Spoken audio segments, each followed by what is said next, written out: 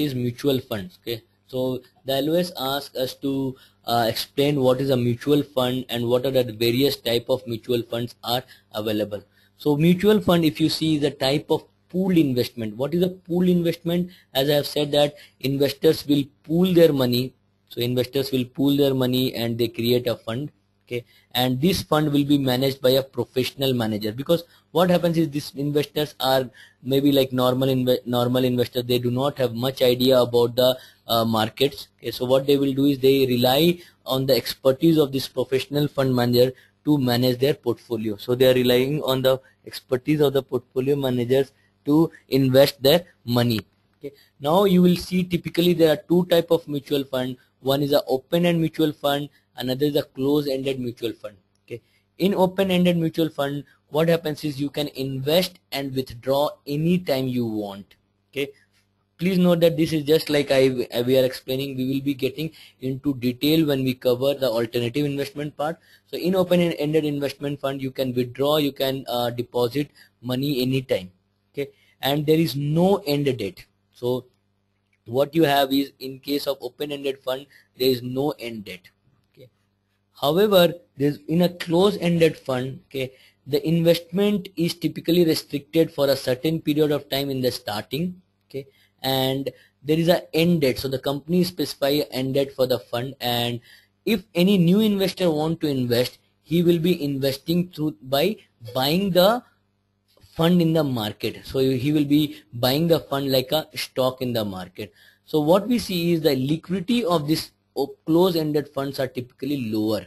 Okay, and open-ended liquidity is higher, because anytime you want to invest, you can give the money to the fund management company. They will take your money, they will create unit, and your investment is done. Anytime you want to withdraw money, you will say that I want to withdraw, they will give your money back. So what you have is, for all of these funds, there is a concept of NAV, which is called as net asset value. So what you will have is, in your open-ended fund, the fund manager is guaranteeing the investment and the exit at the NAV prices. However, in closed-ended fund, what you can have is, you can have a difference between the NAV and the fund. I will show you one example. Okay, let me open this browser. Okay, I will show you like how, in case of a closed-ended fund, or in some funds, you can get. So I will say that these are ETFs, but as of now, okay, assume that ETF is some type of that fund. Okay, so you can think of, you can see this. Okay, so if you see this, let's say this ETF. Okay, assuming as of now ETF, there is like it's like uh, not much different than this. So what you have is, see the NAV that is being reported. Please note that they have by mistake that NSE has hard coded this value. So it is NAV as on not 16 August, NAV as on today. So NAV is 2736. The latest trading price is 2794. Okay, so when it is trading in the market, okay, you can see NAV and the price will be differing. Okay, so there is a difference in the prices, okay, when it is trading in the market. Whereas in case of your close-ended open-ended fund, the fund management company is guaranteeing you that you will be able to invest at the NAV, and you will also be able to exit at the NAV. Okay, is it clear? Okay, now you can also divide this mutual fund on the type of the management. Okay, now some funds are active management, wherein what they do is, they will buy and sell the security on a regular basis. So if they think that a stock will increase, they will buy that stock. If they think the stock will decrease, they will sell that stock. Okay, there is one more type of fund wherein they invest passively. So what they do is, like, they will track some index. Okay, so they will, let's say, track the Nifty index. In Nifty you have 50 stocks, right? So what the fund manager will do is, he will buy the 50 stocks as per the weightage that is there in the Nifty index. Okay, so if the, let's say, Reliance is 10% weight, he will buy 10% of Reliance. Infosys is 9% weight, he will buy 9% of Infosys, and he will create the portfolio. Okay, he will not do buying or selling of these stocks. Okay, so what will happen is, he is just bought the stock, kept it. So it's not trading on a regular basis. So it's a passive management. Okay, only time he will buy or sell the stock if a stock is removed from the Nifty index. Okay, if a stock is not removed from the Nifty index, he will not buy. not sell. Okay. Also, you can categorize mutual fund as per the asset classes. So the asset classes which you see is equity is one asset class. Okay. Bond, so they will be like there are some funds which are equity oriented, so they say that minimum 80% will be investing in equity. Okay, whatever is the market scenario, if the market is going down, then also will invest 80%. If the market is going up, then also will invest it. Then we may invest 100% or 95%. Okay, then there are like some mutual funds who are focused on bonds. Okay, so they will invest only on bonds. Bonds can be long term bonds. Okay, 15 years, 20 years, 30 years. Okay, then there are funds which are money market. That means these are also called as liquid fund. They will invest only in the short-term bonds or short-term bills. Okay, so they are typically money market oriented fund. Okay, however, you can have a mixture of all these. Okay, and you can have a balanced fund. So balanced fund you can have like equity certain portion, bond some portion, money money market some portion, and you are getting a balanced fund. Okay, so this is categorization as per the asset class. This is as per the type of management. This is as per like how you can redeem your money or how you can invest, and also depending on the time horizon. Okay, any question? Aditya, Ali? Okay, okay. Okay, so one question, a Nifty fund's beta should mimic Nifty's beta. Yes. So ideally it should mimic, and but there are some time, because what happens is in Nifty there is no cost, right? However, in case of management you have some management fee. Okay. As a result, what happens is there is a slight difference in the performance. As a result, beta can be slightly differing. So we have a concept of tracking error to measure the difference in the performance of the benchmark and the performance of the particular fund. Okay.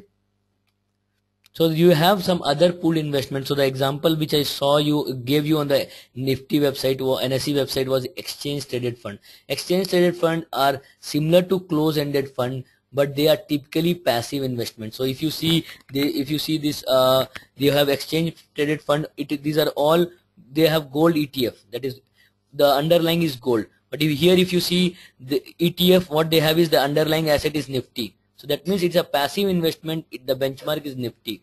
Okay. Over here, infra BIS, the underlying asset is infra index. Okay. You have Hang Seng BIS. The underlying asset is Hang Seng BIS. Okay.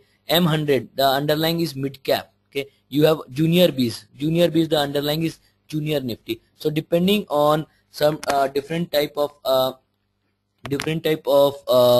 ETF, they can also focus on different underlying, and they can target. So if you see, there are like N100, it is focusing on Nasdaq. PSU in bank index. Okay, so this is Sharia BIS, so it is focusing on the Sharia component of the Nifty. Okay, not exactly Nifty, but they have calculated some stocks which are adhering to the Sharia law, and they have created this Sharia BIS. Now depending on what type of requirement of the client, they will create different type of ETFs, but ETFs are typically passive. Any question? Okay, you have one more type of pool investment which is called a separately managed account. Okay, separately managed accounts are typically for high net worth individuals. So what you say is, like, for high net worth individuals is, I will create an account separately for you. Okay, I will consider all your requirement, all your need, all your risk thing, and I will create an account specifically for you. It will be dedicated to you, and it will be managed as per your expectation. Okay. Now in alternative investments, we'll see there are other pool investments like private equity, hedge funds, venture capital, real estate. So there are like lots of pool investment, because many times, like if you have real estate, okay, you will not be able to because like real estate, many people are not expert in real estate. So what you do is you give the real estate you give the money to the real estate fund, and they will be managing money on your behalf. Okay. Now there is a question, what is the difference between stock and ETF? Okay, please note that a stock is of a company. Okay, a company has issued stock. Okay, whereas ETF is a pooled investment. Okay, it is a pool investment, and what you have done is you have created, so ETF will invest in stocks. Okay, getting the idea? ETF will invest in stocks. Okay, whereas stock is created by a company, ETF is created by a investment management company. So stock is a fundamental value of a company. It determines some fundamental value of the company. ETF are investing in stock. Okay, is it clear? However, both stock and ETFs are trading in the exchange. Okay, so that is one similarity. Okay. Now you can have a stock on one single ETF, even ETF on a single stock, but it doesn't make sense. So ETFs are typically on a collection of stock or maybe on a collection of commodities and other things. Okay. Gold ETF, yeah. So you can have a ETF which can invest in commodities also. So gold ETF is a ETF which is invested in commodity. ETF is an exchange traded fund. It can have any underlying. Okay, the idea is that it allows investors to take exposure in a particular asset. Okay, maybe not directly investing in that asset. I may not be investing in a gold. I may not invest directly in gold. I can invest directly in a ETF. Okay, and that is how they are promoting. Okay.